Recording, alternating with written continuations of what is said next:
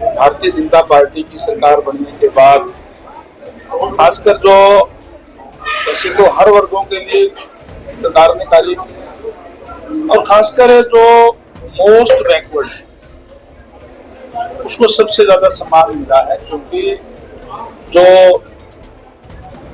Most backward है जिसको BCA बोलते हैं, इसके अंदर ना तो कोई ज्यादा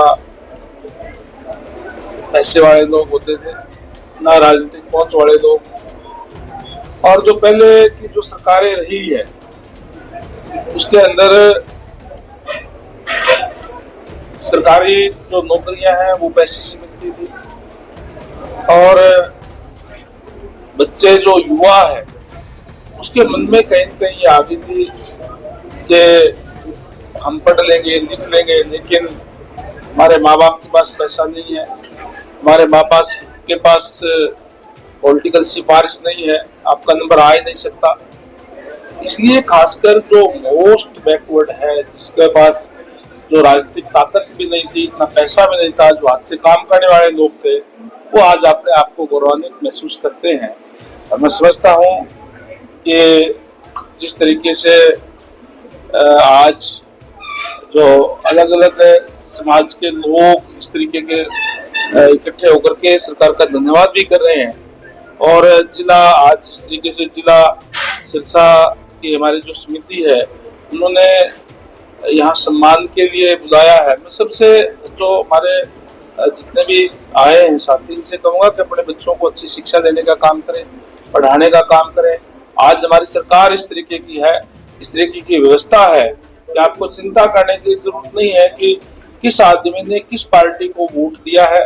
और बच्चा अगर इंटेलिजेंट है, बच्चा अगर पढ़ता है तो निश्चित रूप से उसको सरकारी सेवाओं के अंदर अपना स्थान वो बढ़ा सकते हैं। जब बच्चे पढ़ेंगे तो सरकारी में नहीं मिलेंगे तो कहीं न कहीं प्राइवेट के अंदर भी या अपना कोई भी काम करेंगे तो भी उनका एक कॉन्फिडेंस बच्चों के अंदर आया है कि हम पढ़े तो आगे बढ़ेंगे। तो सबसे ये निवेदन करूंगा कि अपने बच्चों को अच्छा पढ़ाने का काम करें। इस तरीके से इकट्ठे होकर के कोई भी जो दिक्कत परेशानियां होती है किसी भी तरीके की समाज की और की, उस पर भी विस्तृत चर्चाएं जो की जाती है कि समाज के उत्थान के लिए किस तरीके से हमें बैठ करके विचार करके और करें, तो इसलिए इस टाइप की जो मीटिंगें जो है वो बुलाई जाती है। इस तरीके के आज मैं धन्यवाद करूंगा कि आज वैसे तो मैं पहले भी आता रहा हूँ, लेकिन कैबिनेट मंत्री बनने के बाद में मैं पहली बार यहाँ पहुंचा हूँ। जोरदार तरीके से सभी साथियों ने जो है यहाँ पहुंचने पर स्वागत करने का काम किया है। मैं इस बात में भी कोई दो राय नहीं कि जिस तरीके से जो मैंने कहा कि जो ट्रांसपेरेंसी से सरकार ने कार्य करने का काम किया है, आज उसी का परिणाम है कि लगातार तीसरी बार भारतीय जनता पार्टी की सरकार प्रदेश के अंदर बनी है।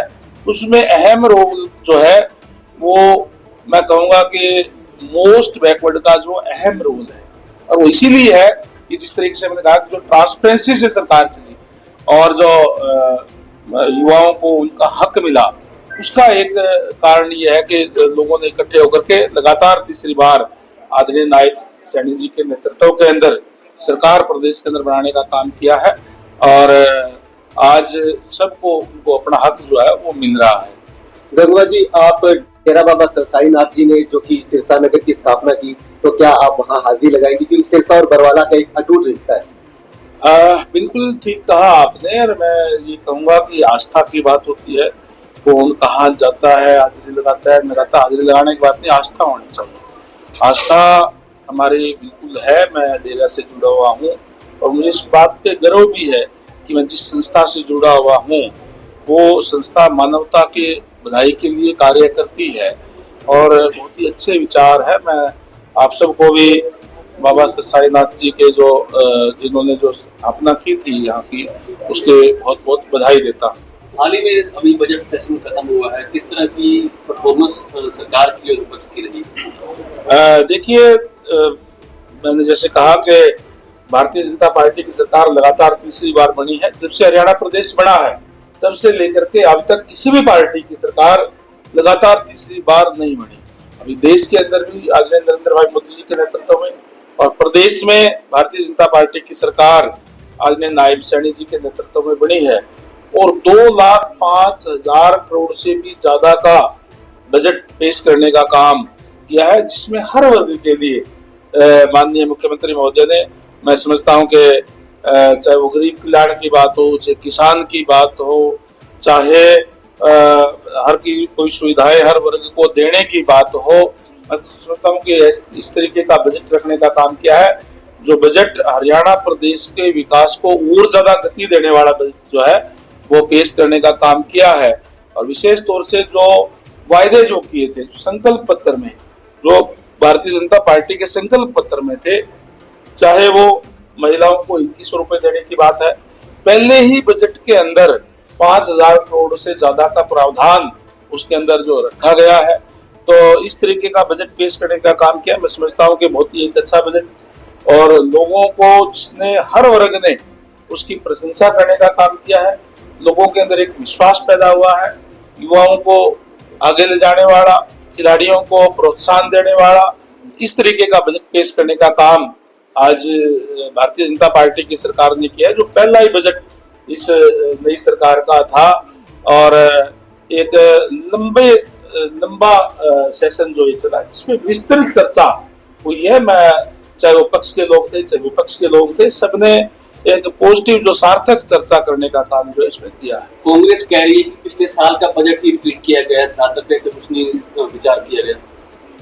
देखिए, विपक्ष का काम है आलोचना करना। ऐसे मैं कहूंगा कि देखिए, प्रजातंत्र है और प्रजातंत्र के अंदर पक्ष और विपक्ष दोनों ही महत्वपूर्ण होते हैं। जो जहां सरकार कार्य करती है, काम करती है, वो एग्जीक्यूट करने का काम करती है, जो बजट ला करके, वही जो विपक्ष है उस पर नजर रखने का काम करता है। कहीं कोई कमी है तो उसको उठाने का काम करता है, सरकार के संज्ञान में लाने का काम करता है।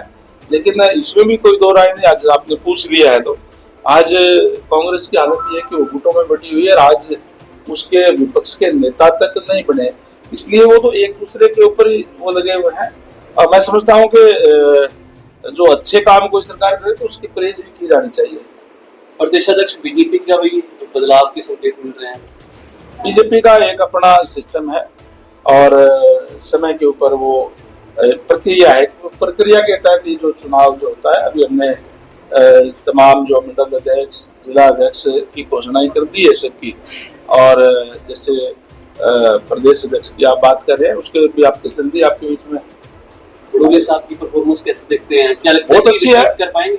बहुत अच्छी परफॉर्मेंस है बड़ोले साहब जी के और नायब सैनी जी के नेतृत्व में तीसरी बार जो सरकार बनी है भारतीय जनता पार्टी की, तो निश्चित रूप से अच्छी परफॉर्मेंस उनकी है। कौन बनेगा, क्या बनेगा, ये मेरे अधिकार क्षेत्र की बात नहीं, ये हमारा जो शीर्ष नेतृत्व देखता है।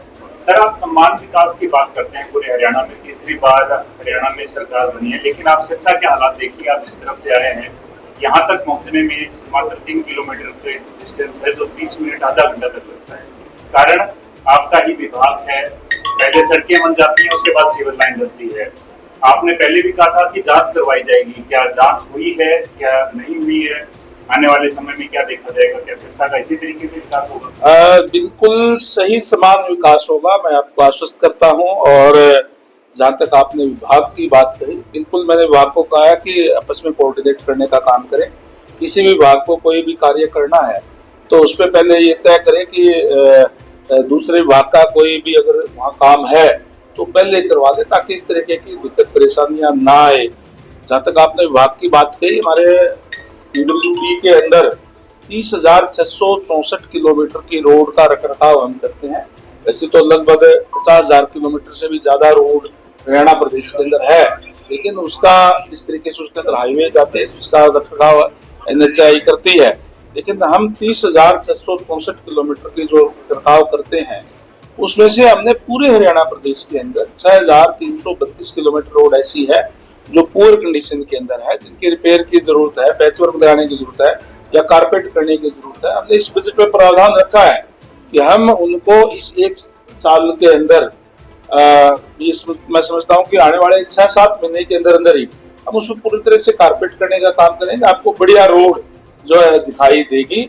और इसी तरीके से हमने ये भी तय किया है कि हम हर एक जिले के अंदर एक स्मार्ट रोड बनाने का काम करेंगे, ताकि अच्छी रोड जो एक अलग तरीके की बढ़िया जो दिखेगी।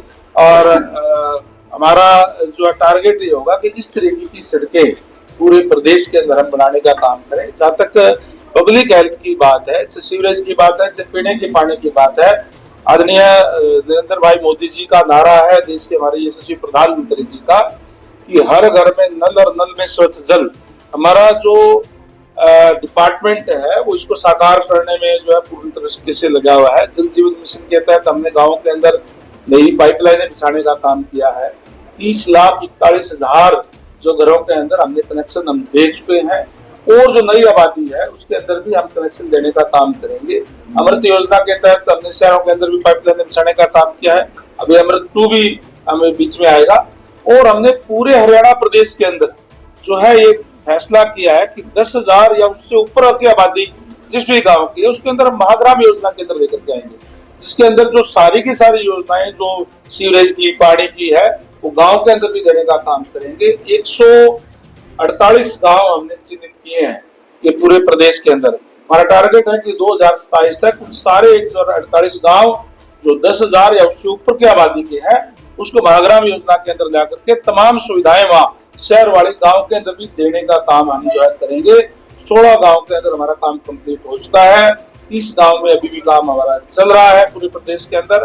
बाकी का आगे प्रोग्राम जैसे मैंने बताया कि 2027 तक हम सारे के सारे गाँव को कंप्लीट हम करेंगे। मैंने कहा कि मैंने जो जस्ट ऑन वाटर की बात आपने कही, परियोजना की बात कही, चाहे रोड की बात कही, मैंने कहा कि हमने सारी की सारी वो बना लिया है। और अब आने वाले समय में आप देखेंगे कि सारी चीजें लाइन हम करेंगे। जांच की बात भी की थी आपने, कहीं भी आप पर्टिकुलर आपकी कोई बात आप कहेंगे तो मैं जांच आज या कर देता हूँ। किसान लगातार संघर्ष कर रहे हैं, पंजाब सरकार और केंद्र सरकार पर मनमानी का आरोप लगा रहे हैं कि हमारी मांगे हैं पूरी नहीं कर पा रही है। देखिए, जहाँ तक किसानों की बात है, हरियाणा प्रदेश की अगर मैं बात करूँ तो किसानों का कोई इश्यू नहीं है। हम सारी की सारी फसलें जो हमारा यहाँ किसान बोता है हम MSP पे खरीद करने का काम करते हैं। 24 घंटे के अंदर अंदर 72 घंटे के अंदर अंदर हम DBT के माध्यम से उनके खाते में पैसे डालने का काम करते हैं। और जो सरकार जो फसल खरीदती है वो ठीक है, जो खरीदती नहीं है मार्केट के अंदर जो बिकता है भावांतर भरपाई देने का काम हम जो कर रहे हैं। हरियाणा प्रदेश एक ऐसा पहला प्रदेश है जिसके अंदर हम सारी की सारी फसलें खरीद करने का काम कर रहे हैं। ये इश्यू पंजाब का हो सकता है तो पंजाब सरकार को उनसे बात करनी चाहिए, हमारे यहाँ कोई इश्यू नहीं। हरियाणा में CAT परीक्षा लंबे समय से पेंडिंग है और लाखों युवाओं का भविष्य इस पर टिका हुआ है। HSCC की तरफ से है कि अगर सरकार अनुमति दे तो हम जल्दी परीक्षा करवा दें। जल्दी सारे के सारे प्रोग्रामों उसका प्रोग्राम जारी किया जाएगा। युवाओं के लिए जैसे मैंने कहा कि हमने युवाओं को न्याय देने का काम भारतीय जनता पार्टी ने किया है। ट्रांसपेरेंसी के आधार पर नौकरियां देने का काम जो है वो किया है। जो संकल्प हमने किए थे उसको पहले दिन से उस पर कार्य करने का शुरू किया। नायब सैनी जी ने शपथ ली थी। शपथ लेते ही मंच से नीचे उतरने से पहले 25,000 युवाओं को बिना पर्ची बिना खर्ची के उनके घर में सिलेक्शन लेटर भेजने का काम किया। तो युवाओं के लिए हमारी सरकार प्रतिबद्ध है। HKRN की सर भर्तियां वो भी सर पेंडिंग चल रही है अभी तक। देखिए, जहाँ जहाँ जरूरत होती है, HKRN का मतलब कोई पक्की नौकरियां नहीं होती। ये ठीक है कि हमने जो 5 साल से जो लगे हुए हैं उनको जॉब सिक्योरिटी देने का काम किया, उसको नहीं हटाया जाएगा। लेकिन जिस तरीके से जो पहले की सरकारों के अंदर कॉन्ट्रैक्ट बेस पे लगा करके उनके साथ शोषण किया जाता था युवाओं को, जो मान लो 1 महीने के अंदर उनको 15,000 रुपए उनके बनते हैं तो उनको 8-9 हजार रुपए दे करके बीच में ठेकेदार खा जाता था। उसको दूर करने के लिए, युवाओं को शोषण रोकने के लिए तो जहाँ जरूरत होती है वहाँ HKRN के द्वारा लिए जाते हैं। विधायक जी जो अपना एक नया संगीत आया हरियाणा का गीत, उसके प्रति आपका क्या? बहुत अच्छी बात है कि कई स्टेटों के अंदर अपना अपना जो है राज्य गीत जो होता है, और हमने भी जिस तरीके से हमारा राष्ट्रीय गीत होता है उसी तरह के ऊपर राज्य का गीत हमने बनाने का काम किया है। जो प्रोग्राम जिस तरीके से जहाँ भी कोई सरकारी प्रोग्राम हो गए जैसे स्कूलों के अंदर, जिसके अंदर हरियाणा के पूरी आपने अगर सुना भी होगा, चाहे वो हरियाणा गीता की धरती है, चाहे वीरों की धरती है, किसानों की धरती है, सारी की सारी चीज उसके अंदर है, ताकि यूं लगे कि हाँ हमारा हरियाणा इस तरीके का है। मैं इसके लिए पूरे प्रदेश वासियों को बहुत बहुत बधाई देता हूँ। आज हिंदुओं का नव वर्ष है, टाइप का चल रहा है सर। कई सिंगर कहते हैं सरकार जान में जो है किसी को टारगेट नहीं किया जा रहा, लेकिन हमारे जो गीत होते हैं, लोकगीत होते हैं, रागणियाँ होती हैं, या और जो सिंगर होते हैं, वो या तो एंटरटेनमेंट के लिए और दूसरा शिक्षा देने के लिए, इस तरीके की होती है। अगर कोई उसमें इस टाइप का हो कि युवाओं कहीं कहीं पथभ्रष्ट हो जाए तो उस पर रोक लगाई जाती है, इसलिए इस टाइप का किया गया है। आज हिंदू नव वर्ष की आज शुरुआत हुई है। मैं पूरे देशवासियों को, प्रदेशवासियों को, आप सभी को हिंदू नव वर्ष की बहुत बहुत शुभकामनाएं देता हूँ। परमपिता परमात्मा से प्रार्थना करता हूँ कि हिंदू नव वर्ष आप सबके जीवन के अंदर नई खुशियां लेकर के आए, व्यापारियों का व्यापार फले फूले, किसानों की फसलें अच्छी हो, हम सारे प्यार प्रेम से इसी तरीके से रहें।